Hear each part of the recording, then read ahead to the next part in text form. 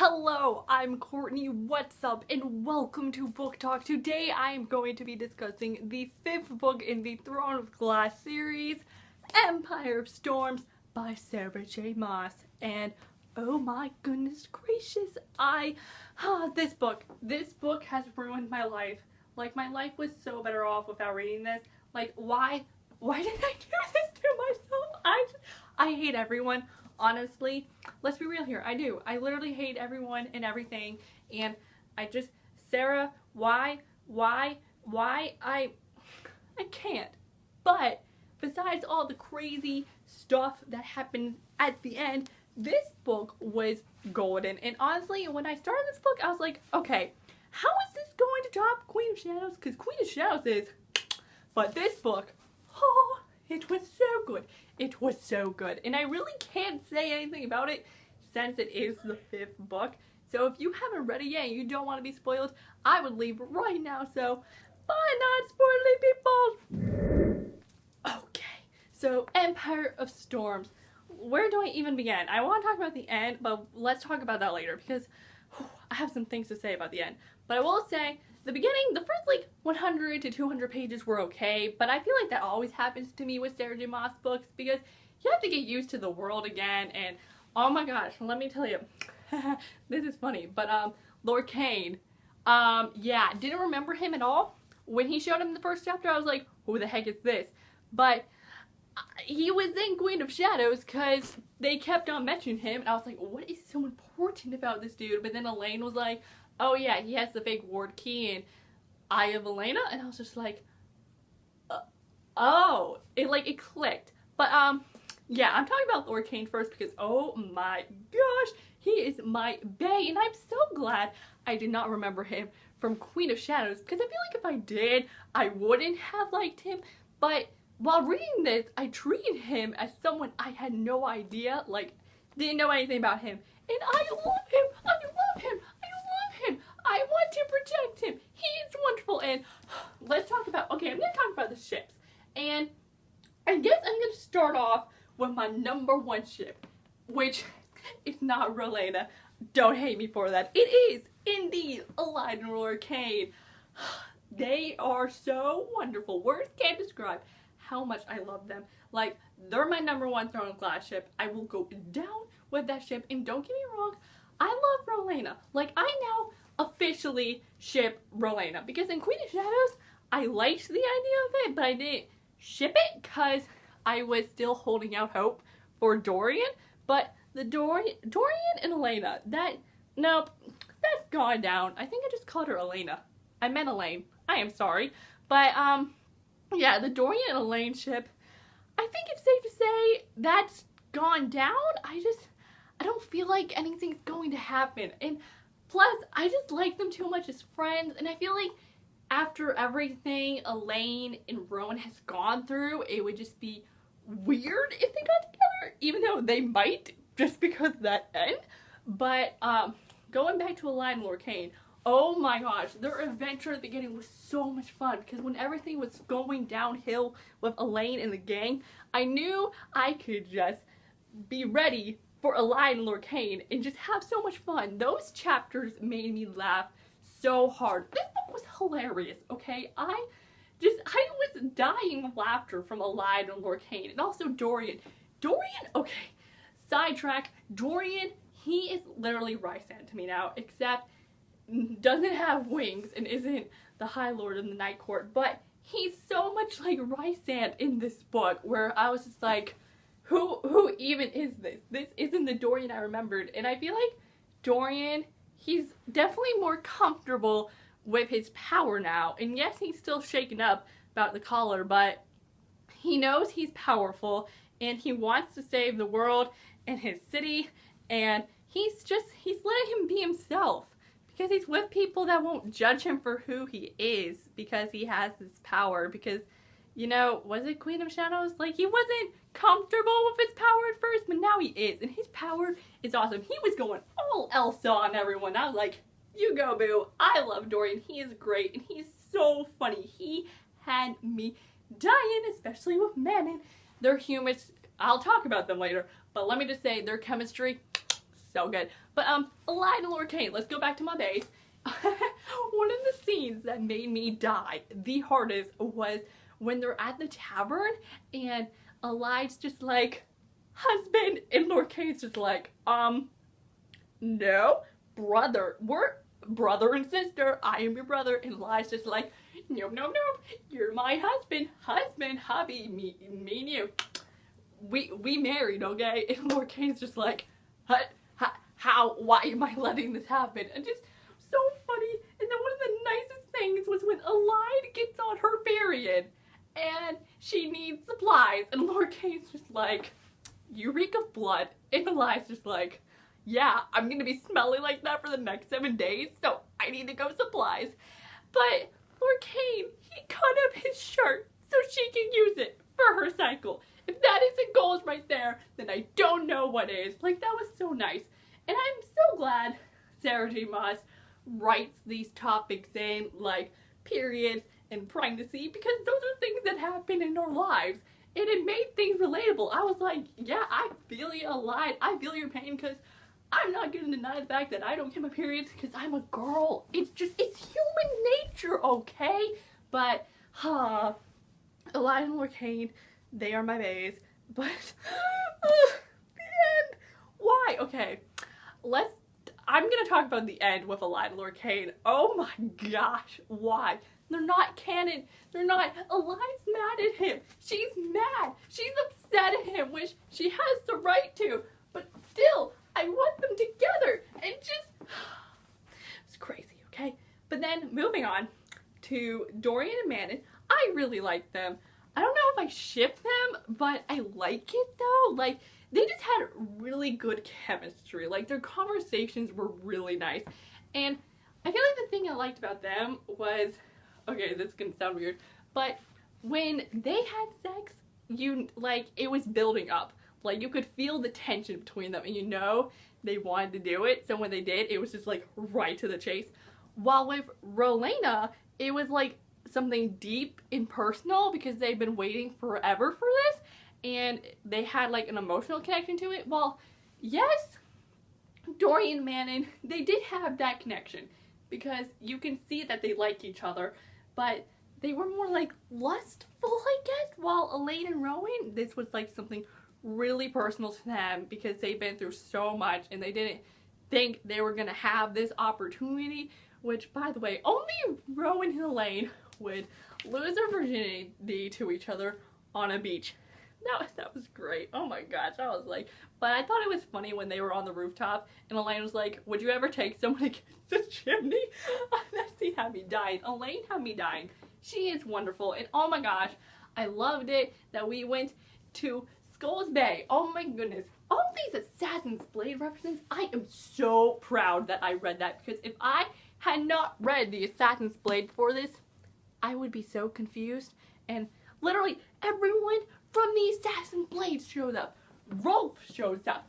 Ansel shows up. Even a little Ilias? He shows up at the end. Because Elaine, she literally got all of her friends that she knew. It was just like, hey, you owe me a life debt. You come help me. She got everyone. Like, okay, I wasn't really expecting Rolf. Ansel, I kind of was, but even though the thing with Ansel was how she showed up, I was like, this is kind of out of place, but then it was all explained, because Elaine, she'd been making all these secret plans, where I'm just like, girl, why don't you tell us things? You can tell us stuff. It is okay. And then Ilias, oh, I did not see that coming. When he showed up, I was like, oh snap, the silent assassins are here. Oh boy, this is lit. Everyone showed up.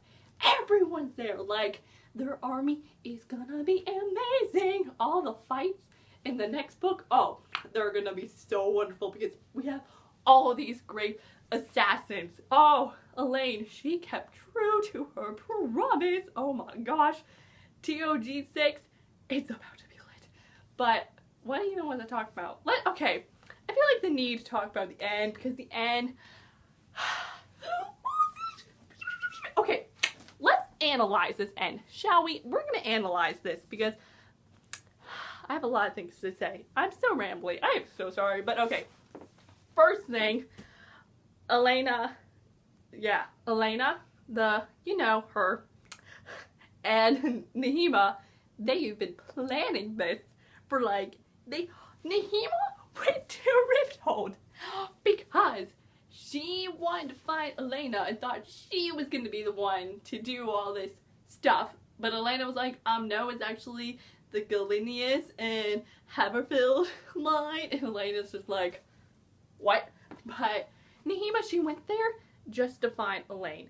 So Nehima knew that Selena was Elaine, which, I did not need to see Nehima. I was fine. Like, okay, I love Nehima and all, but I did not need that. I did not need to see her again. That was just too much for me. And then we find out that Elena saved Elaine when she was a kid and was going to sacrifice her to the gods, but she couldn't do it because she wanted her to live. And so Elaine, of course, if they want the gate sealed shut, gotta go sacrifice Elaine. Of course, Elaine has to die. And then, Maeve is there, has a line, and it's just like, oh my god. But, okay, so, I don't even know what to say. I'm just like so dumbfounded. Words can't describe what I want to say. But, okay, Maeve was like, you and Rowan are mates. And I was thinking that, because they kept talking about a bond, and then even Dorian mentioned a bond, like he could sense it. And I was like, whoa. But, 1, Elaine knew they were mates, but kept it from Rowan. 2, Maeve knew they were gonna be mates. And 3, Maeve pushed Rowan away from that and made him fall in love with the Lyria chick and get her pregnant and then murdered. And now it's happening all over again. And just, I figured Elaine and Rowan were gonna be mates, but I was like, but Rowan already had one. Like, I was like, they're mates. But how did the Lyria situation go into this? But Maeve, she has literally been planning this for thousands and thousands of years, waiting for this moment to happen so she can spill all of this. And just, I hate to say this, but it's such a perfectly woven plan. Like, how Maeve did it was just spot on. Like, she knew what she was doing. And I hate her, but I'm not gonna deny the fact that how she planned it was done very well, but why did it have to happen still? I'm just like, the plan, oh gosh, I hate her. Maeve, she gotta go. You know who also gotta go? Irwan. You know who also has to go? The grandma. Manon's grandmother. I thought she was gonna die. I thought Manon was about to kill her and I was gonna be like, yes, but nope, she still lives. And then it's like, oh, by the way, you're the last Croatian living queen. Thought you would ought to know. And poor Manon, she's been killing her relatives this whole time. And it's like, oh no. Too many things revealed. And then, oh, man, poor Rowan. Now Elaine's gone.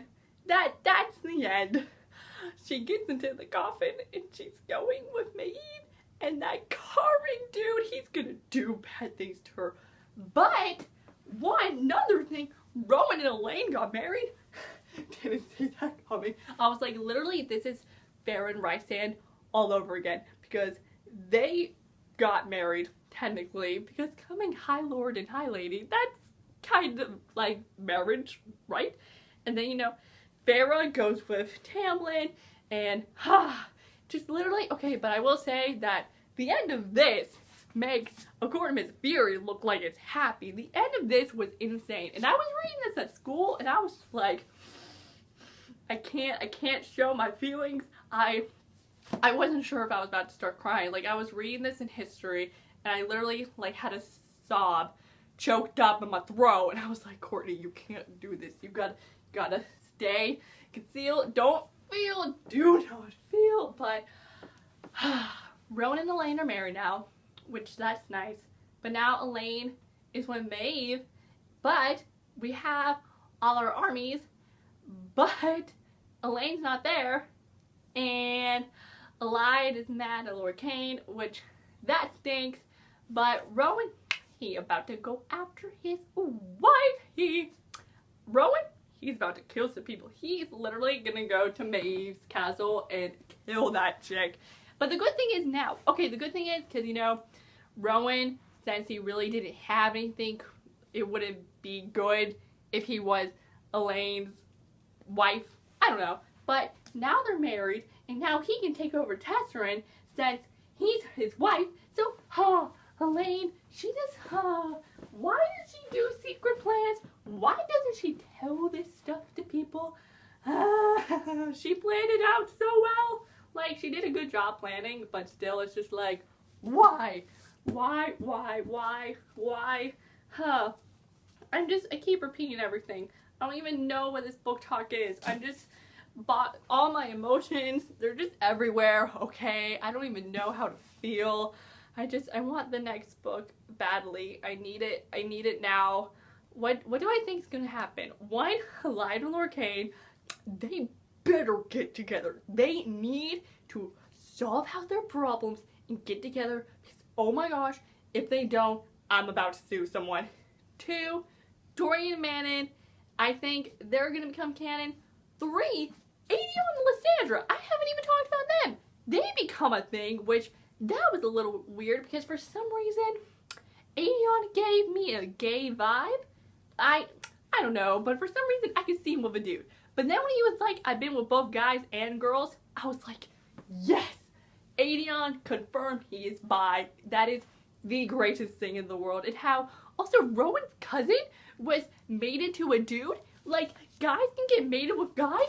Yes! I love this representation. That made me so happy. Like, we barely know his cousin, Edda, but still, I was like, yes, you go, boo! But, yeah, Adion and Lysandra.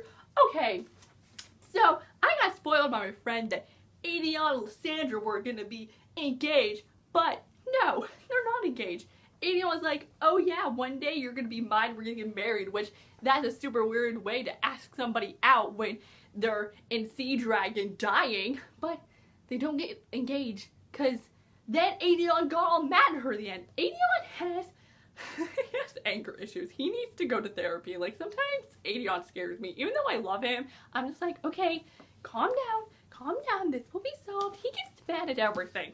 Like, he needs a chill pill. Like, Lysandra, she is just doing her job. She's just serving her queen. Like, calm down, dude.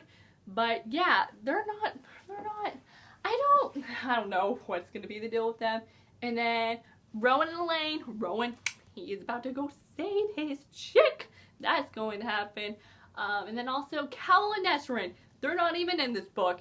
And I was wondering where he was for like the first 200 pages because I was caring for him. I was wondering where he was, but he never showed up.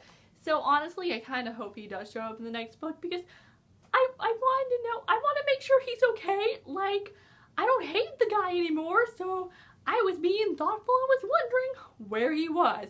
But all I can say is, Throne of Glass, Book 6 is about to be lit. Things are about to go down. People are going to die. It's gonna be crazy. But, it's gonna be crazy. But how is it going to top this? Again, how? How is it going to top this? Because this book just gave me all the feels and was so very good. But I think those are my overall thoughts and feels. I'm sorry they're very scrambled. I'm just a mess right now. I don't know what to say or feel. I don't know. But I hope you all enjoyed this book talk, and I am Courtney, and I'll see you all next time with a new video soon, so I will see you then, so bye! Yo!